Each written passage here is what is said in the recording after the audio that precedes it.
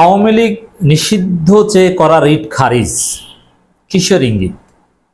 আমি নিশ্চিত বড় কিছু ঘটতে যাচ্ছে।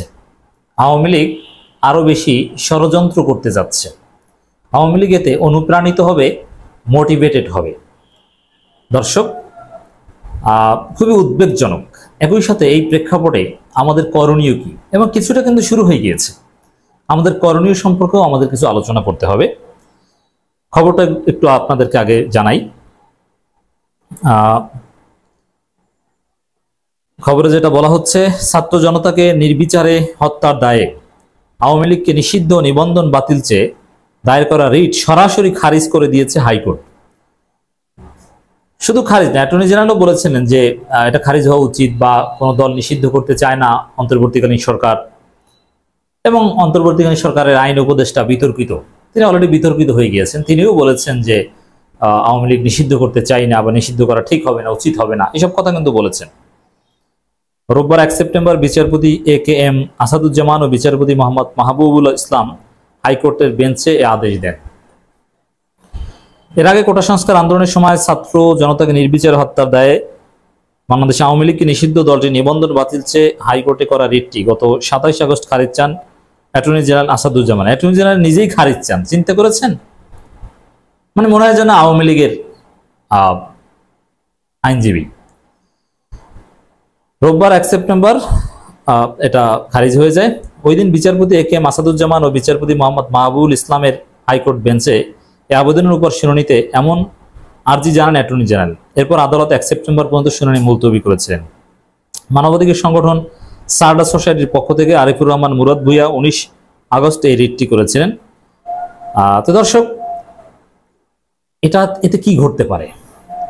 প্রথমে বলবো যে হ্যাঁ, বিজ্ঞ আদালত যে রায় দিয়েছে, এটা আদালতের এই যে সিদ্ধান্ত রিট খারিজ করে দেয়, এটাকে আমি নেগেটিভলি দেখি না। তবে আদালত কৌশলে বৃহত্তর স্বার্থে, বিপ্লবের স্পিরিটকে ধারণ করার স্বার্থে সরাসরি রিট খারিজ না করে দিয়ে এটা পেন্ডিং রেখে দিতে পারত। কিন্তু খারিজ করে দেওয়াতে আওয়ামী লীগ মহল উজ্জীবিত। তারা মনে করছে এটা একটা আমাদের বিজয়, যে আমরা নিষিদ্ধ হচ্ছি না। তারা অলরেডি শেয়ার করে আলহামদুলিল্লাহ বলছে, এই নিউজ শেয়ার করে। এদিক থেকে অশনি সংকেত। তবে হ্যাঁ, আদালত তো অবশ্যই ন্যায় বিচার করতে, আওয়ামী লীগের উপর তারা অবিচার করতে পারবে না। আমাদের চাওয়া অনুযায়ী একজন একটা রিট করলো আর আদালত তাতেই নিষিদ্ধ করে দিল, এত সহজ হওয়া উচিত না। বিচারের মাধ্যমে নিষিদ্ধ হতে পারে। আদালত বিচার করবে, বিচারের পরে স্থায়ী অস্থায়ী বা কোন মেয়াদে কত বছর জন্য নিষিদ্ধ হবে, এরকম একটা রায় আসতে পারে। আদালতের কাজ সেটাই।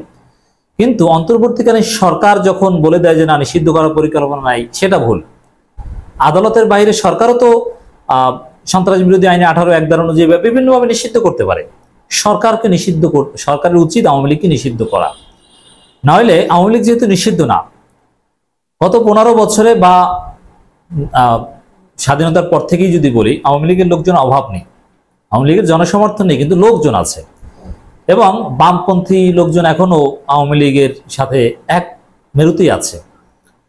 অতএব আওয়ামী লীগের ডাক্তার, আওয়ামী লীগের পরিবহন সেক্টরে বা বিভিন্ন সেক্টরের লোক, তারা তো আর বসে নাই, তারা তো সুযোগ কাজে লাগানোর চেষ্টা করবে। এর মধ্যে আওয়ামী লীগ পুনর্গঠনের চেষ্টাও করছে, যেখানে সাবেক বিতর্কিত রাষ্ট্রপতি আব্দুল হামিদকে সামনে আনার চেষ্টা হচ্ছে, পুতুলকে সামনে আনার চেষ্টা হচ্ছে, শেখ সেলিম পর্দার অন্তরালে কাজ করছে। অন্যদিকে আওয়ামী লীগের অনেক বড় বড় নেতাকে নাকি বডি কন্ট্যাক্টে বিদেশে যাওয়ার সুযোগ করে দেওয়া হচ্ছে। বলা হয় তাকে হাসান মাহমুদকে নাকি পাঠিয়ে দেওয়া হয়েছে, অথচ তাকে গ্রেপ্তার করা হয়েছিল। পর্দার অন্তরালে অনেক কিছু করা হচ্ছে। তো এতে এই যে দেখেন, এটা নিয়ে আলাদা আলোচনা করব।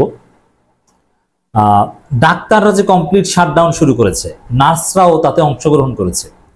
এ নেপথ্যে আওয়ামী লীগ এবং বামপন্থী ডাক্তাররা, আওয়ামী লীগ যদি নিষিদ্ধ হতো, হ্যাঁ ডাক্তারদের উপর কিছু অন্যায় বিচার হয়েছে, কিন্তু সামগ্রিকভাবে কমপ্লিট শাটডাউন বা এই বিষয়গুলো, এটা অতিরঞ্জিত।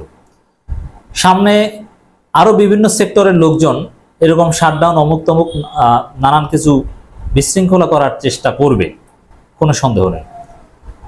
তো এই প্রেক্ষাপটে আমরা মনে করি যে আওয়ামী লীগকে নিষিদ্ধ করা উচিত। সরকার যদি আওয়ামী লীগকে নিষিদ্ধ করতো বা করে, তাহলে এইসব আওয়ামী লীগপন্থী ডাক্তার বা আওয়ামী লীগপন্থী শ্রমিক বা আওয়ামী লীগপন্থী আনসার কেউ অঘটন ঘটানোর ধৃষ্টতা দেখাতে পারবে না। আর নিষিদ্ধ না করলে 2 দিন পর পর দেখবেন যে আওয়ামী লীগপন্থী এই ঝামেলা করছে, সেই ঝামেলা করছে, কমপ্লিট শাটডাউন অমুক তমুক, সরকার বেকায়দায় পড়েছে। সরকার কার্যকরভাবে ফাংশন করতে পারবে না।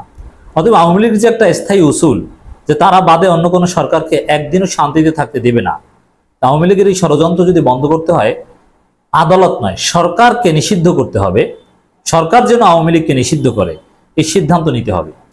আর এই সরকার আওয়ামী লীগকে ফেসিবাদ বলেছে, এই সরকার আওয়ামী লীগকে গণহত্যাকারী বলছে, এই সরকার বলছে। অতএব ফেসিবাদ এবং গণহত্যাকারীকে আপনি কেন নিষিদ্ধ করবেন না? আপনি ফেসিবাদও বলবেন, গণহত্যাকারীও বলবেন, আর নিষিদ্ধ করবেন না, এটা দ্বিমুখী নীতি।